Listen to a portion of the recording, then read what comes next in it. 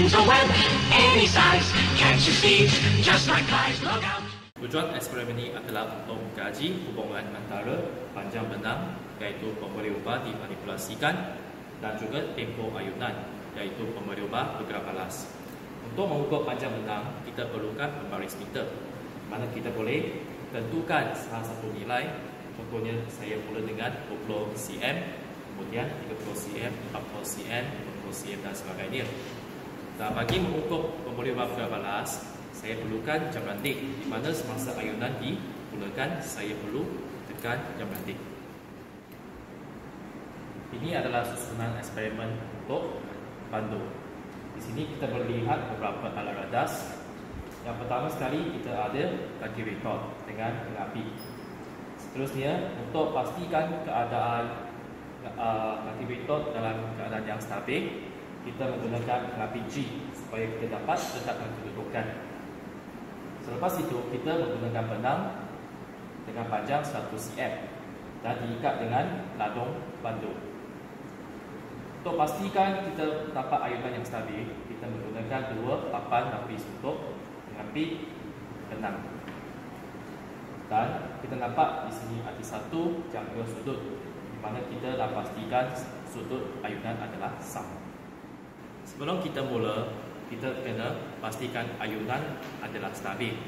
Okay, ini bermaksud semasa kita mulakan ayunan, pertama sekali kita nak kekalkan sudut. Contohnya saya kekalkan untuk 30 darjah, iaitu 60 ke 90, 30 darjah kan. Jadi saya perlu pastikan semasa saya melakukan eksperimen, saya sentiasa menggunakan sudut yang sama. Okay. Kedua, bila saya memulakan ayunan, saya perlu pastikan ayunan adalah stabil. Okay, iaitu dalam gerakan yang lurus, bukan ya gerakan yang berputar. Langkah pertama, kita perlu tentukan satu nilai, iaitu kita mulakan eksperimen dengan panjang benang, contohnya 20 cm. Kalau kita mengukur benang adalah daripada titik sini sehinggalah titik tengah pandu. Okay. So, saya kena pastikan pembaris saya adalah berserenjang dengan permukaan. Untuk mengukur tempoh ayunan, iaitu masa untuk satu ayunan, biasanya kita tidak akan melakukan ukuran untuk satu ayunan sahaja. Hal ini kerana masa untuk ukur adalah terlalu singkat dan kadang-kadang tindak balas manusia adalah berbeza. Dan kita dapat mengelakkan dengan ambil lebih daripada satu ayunan, contohnya 10. Contohnya kalau saya ambil satu ayunan 1, 2, 3.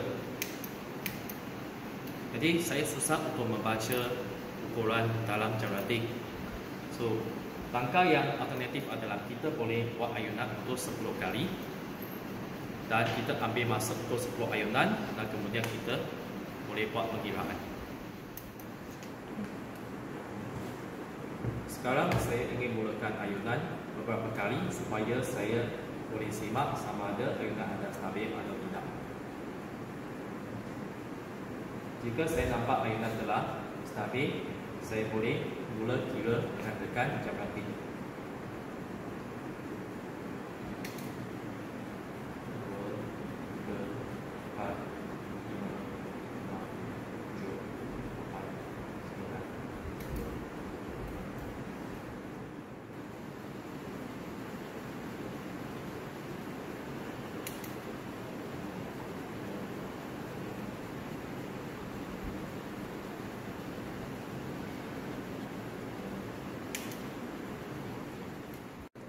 Langkah terakhir adalah kita boleh mengubah panjang benang daripada 20 cm kepada 30 cm.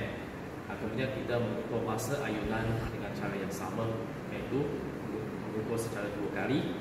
Dan kemudian kita boleh buat 40 cm, 50 cm dan 60 cm.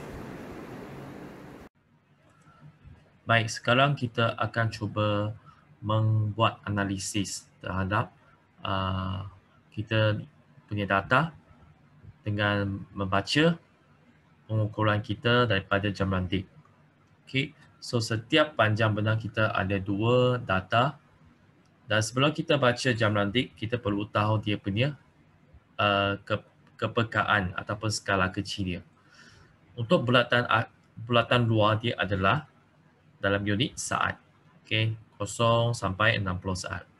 Manakala untuk bulatan di dalam adalah bagi unit minit.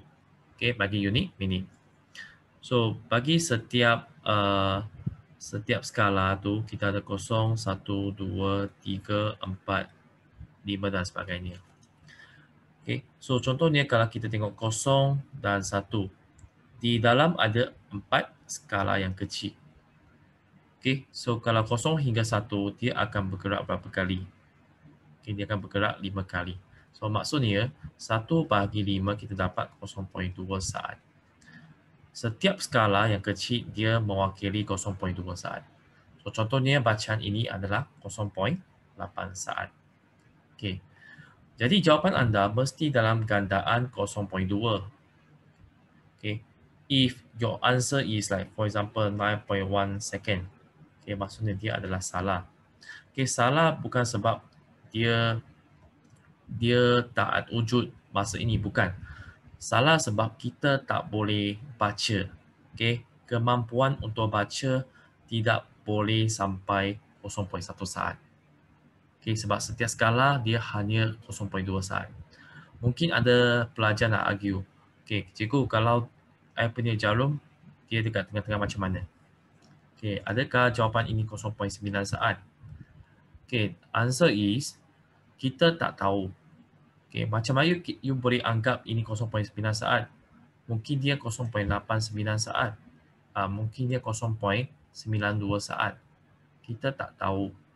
Okay, sebab itu adalah keupayaan untuk membaca tidak cukup tinggi. Okay, tidak cukup tinggi atau kita panggil tidak cukup sensitif. Okay, biasanya kat SPM dia tak akan keluar soalan seperti ini. Okay, so jangan risau. Dan kita cuba baca. Untuk bacaan pertama adalah 5, 6, 7, 8, 9. Okay, so 9.0 saat. Walaupun dia adalah nombor bulat 9, tetapi kita kena tulis 0.0. Okay, 1 perpuluhan sebab itu adalah skala yang paling kecil, 1 perpuluhan. Okay, manakala untuk T2, kita cuba baca dapat 8.8 saat. Okay, 8.8 saat. Kemudian untuk panjang 30.0 cm, kita dapat bacaan 11.2 saat. Okay, manakala untuk T2 kita dapat berapa? 11.0 saat. Sama juga, kita kena tuliskan 1 perpuluhan. Okay, untuk 40.0 cm, kita dapat bacaan pertama adalah 12.8 saat. Okay, untuk bacaan kedua pun sama, 12.8 saat. Okay, untuk panjang benar 50.0 cm, kita dapat bacaan pertama 14.4 saat. Okay, sama juga untuk bacaan kedua 14.4 saat. Okay, so more likely the same. Okay, dan akhir sekali kita ada bata untuk panjang benak 60.0 cm. So the first one is 15.6 saat. Okay, 15.6 saat. Untuk bacaan kedua 15.6 saat juga. Okay, so setiap panjang benang kita ambil masa untuk 10 ayunan 2 kali. Okay, masa untuk 10 ayunan 2 kali. Dan sekarang kita cuba paparkan data dalam bentuk jadual. Okay, di mana kita mesti ada MV. Okay, MV adalah panjang. Okay, panjang. Bila kita tuliskan jadual, kita kena letak simbol dan juga unit. Biasanya unit kita tulis dalam bentuk bracket ataupun slash. Okay, contohnya L bracket cm ataupun L slash cm. Okay, kalau kita dah labelkan simbol kuantiti, kita tak perlu tulis panjang, kita tulis saja L. Okay, kalau kita dah label masa untuk 10 ayunan adalah T, kita tulis saja T. Okay, huruf kecil T. Dan kita ada T1, T2. Okay, kalau you nampak kita tuliskan unit ke atas. Kenapa? Sebab kita tak perlu tulis setiap kali kat sini cm, cm, cm. Tak perlu. Okay, bila kita dah label ke atas, maksudnya satu lajur itu mempunyai unit yang sama. Okey. Kita pindahkan data yang kita dapat tu ke dalam jadual, iaitu kita ada T1 dan juga T2. Okey, pindahkan sahaja. Okey, pindahkan sahaja dan pastikan setiap lajur mempunyai perpuluhan yang sama. Contoh ini 9.0, 11.2, 12.8, 14.4, 15.6. Semua dia perpuluhan dia sama. Okey, perpuluhan sama. So, satu mistake yang mungkin pelajar buat adalah dia tulis kat sini 9. Dia tulis kat sini 11. Okey, tak boleh sebab kita kena ikut kepekaan alat. Okey, iaitu satu perpuluhan. Kita kena catatkan data secara sistematik. Kemudian kirakan nilai purata untuk 2 kali. Okey, contohnya T1 tambah T2 lepas tu bagi 2. Bagi panjang 20.0 cm, masa purata adalah 9.0 tambah 8.8, kita terus dapat 8.9. Okey, jadi buat yang sama untuk data panjang lain. Okey, kita dapat 11.1, 12.8, 14.4, 15.6. Kemudian kita cuba kirakan masa untuk satu ayunan iaitu tempoh. Okey, so berapa purata untuk masa kita bahagi 10. Okey, so T purata ini kita bahagikan kepada 10. Okey, so pastikan perpuluhan dia semua sama. Kalau kita buat 2 perpuluhan, semua 2 perpuluhan. Okey, semua 2 perpuluhan. Sekali kita cuba carikan nilai T kuasa 2.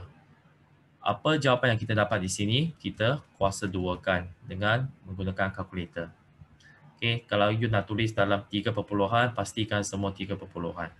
Kalau 4 perpuluhan, semua 4 perpuluhan. Okey, so ini adalah penjadualan data. Okey, kemudian kita cuba mentafsir data melalui graf. Okey, melalui graf. So contohnya di sini saya ada satu kertas graf dan saya pindahkan. Okey, saya pindahkan data di sini untuk rujukan. Kita ada paksi X, paksi Y. Biasanya paksi Y rujuk kepada RV. Okey, RV. Iaitu di sini kita punya RV adalah T kuasa 2. Okey, T kuasa 2. Okey, so T kuasa 2 di sini. Dan panjang L di paksi X. Okey, iaitu MB. Pertama sekali anda perlu ada label. Okey, labelkan paksi itu, pastikan ada. Kedua, tuliskan unit. Okey, unit dia untuk T kuasa 2 adalah S kuasa 2. Untuk L adalah cm. Okey, unit kena ada. Ketiga, pakai skala yang betul. Okey, use the correct scale. Kalau contohnya kita mulakan daripada kosong di sini, iaitu titik asalan. So, skala untuk paksi X, kita guna apa? Okay, di sini beri perhatian. Selalunya pelajar akan buat satu kesilapan di mana mereka tengok di sini 20.0 cm kan? So, mereka terus letak sini 20.0. Kemudian 30.0, 40.0, 50.0, 60.0. Okey, apa silap dia? Silap dia adalah biasanya skala dia mesti ikut pertambahan secara beransur. Di sini anda menunjukkan 2 cm sama dengan 20.0. Jadi, kalau 2 cm yang kemudian, sepatutnya di sini adalah 40.0 bukan 30.0. Okey, faham tak? So, kita tak boleh letak 20.0 kat depan. Okey, kita kena letak 10.0 dulu. Okay, we have to put 10.0 first. Okay, 10.0 first. Okay, so di sini 2 cm untuk 10. 10.0, 20.0, 30.0, 40.0, 50.0, dan 60.0. Okay, walaupun kita tak ada data untuk 10.0, tetapi kita boleh buat interpolasi. Okay, interpolasi dan juga ekstrapolasi. Okay, ya, sorry, ekstrapolasi. Okey, kemudian untuk skala T kuasa 2, okey, macam mana kita boleh gunakan skala? Okey, contohnya cuba tengok sini adalah 2.4336 kan. Okey, kalau kita cuba bagi 10. Okey, bagi 10 kita akan dapat skala lebih kurang 0.24. Okey, so kita cuba bendakan, kita boleh gunakan skala 0.2. Okey, 2 cm untuk 0.2, kemudian 0.4, okey, kemudian 0.6, 0.8, 1.0, 1.2, 1.4, okey, 1.6, 1.8, 2.0, 2.2, sorry ya, okey, 2.2 dan 2.4. Okey, 2.4. Okey, skala dah betul, saiz akan menjadi betul. So, kriteria keempat adalah saiz. Pastikan saiz graf mesti melebihi separuh. Okey, jangan kecil sangat graf. Kelima adalah plot. Kita cuba plotkan data ke dalam graf. Contohnya 20.0 cm, dia lebih kurang 0.79. Okey, 0.79 adalah di mana? Okey, more or less like is over here. Okey, kat sini. Lepas tu 30.0 cm, kita ada 1.2321. Okey, 1.2321 dekat mana? Okey, 2321. Okey, more or less dekat, kalau ni 1.2, ini 1.3 kan. So kita ada lebih kurang di sini. Okey, lebih kurang di sini. And then 40.0 kita ada 1.63. Okey, ataupun 1.64 lah. Okay, so we have around here. Okay, around here. And then 50.0 kita ada 2.07. Okay, 2.07 lebih kurang di sini. Okay, lebih kurang di sini. And then 60.0 kita ada 2.43. Okay, more or less is over here. Okay.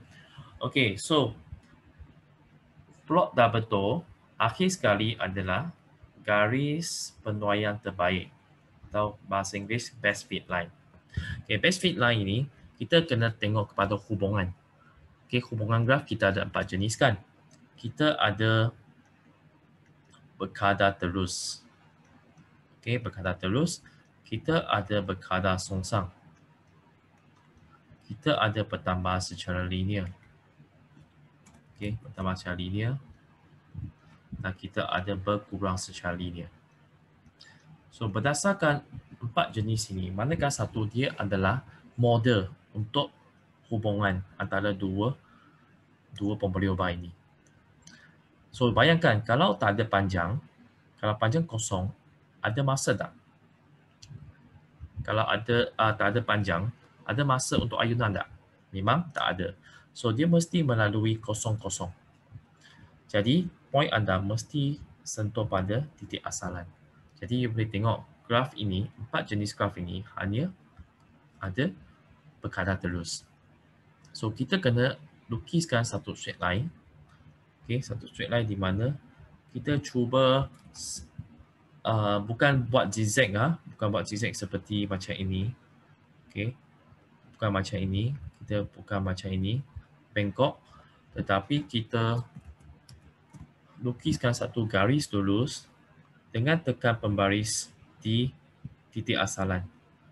Okay, kemudian kita cuba adjust sudut sini, nampak tak? Adjust, tengok macam mana kita dapat sambungkan sebanyak point yang mungkin. Okay, contoh saya buat macam ini, nampak kita ada berapa point? 1 point sahaja. Okay, saya cuba adjustkan sudut sampai kalau boleh semua dapatlah. Okay, kalau boleh semua dapat. Kalau macam ni semua dapat kan? Okay, so ini adalah garis penuaian terbaik. Okay, mungkin kita tak dapat point yang baik seperti ini tau. Kadang-kadang kita mungkin dapat graf dia. Okay, kita sambungkan 3 point. Tapi ada 1 point kat bawah, 1 point ke atas. Okay, it's okay sebab manusia kita ada buat kesilapan. Okay, kita ada kecuaian. So, tak apa kalau data tu tak perfect, tak apa. Okay, so yang penting 6 kriteria ini anda kena kuasai. Okay, ini penting untuk graph. Okay, so itu sahaja tentang eksperimen, iaitu hubungan antara T kuasa 2 dengan panjang. So, semakin bertambah panjang, semakin bertambah masa ayunan ataupun tempoh ayunan. Okay, so you can also check the software here. Okay, saya akan letakkan link di bawah YouTube ini. So, kita boleh gunakan stopwatch. Okay, dan juga kita boleh adjustkan panjang di sini. Okay, kita boleh buat virtual experiment. Okay, kita boleh mengkaji hubungan antara panjang. Lepas tu kita tetapkan ayunannya. Contoh, kita tetapkan 30 darjah. Okay, so setiap kali kita kena letak 30 darjah. Okay, so kita contohnya ukur 1, 2, 3, 4, 5, 6, 7, 8, 9, 10. So, kita dapat masa dia. Okay, nampak tak? Okay, lepas tu kita tambahkan panjang. Okay, so sama juga kita pastikan sudut yang sama iaitu 30. Okay, jangan satu kali you buat 90, satu kali you buat 40, tak boleh. Okay, pastikan sudut dia adalah sama. Okay, so you can just explore this software for you to get some understanding. Of course, you can also study the effect of mass. Kalau saya tambahkan jisim, ada perubahan tak kepada masa ayunan? Okay, itu sahaja. Sekian, terima kasih.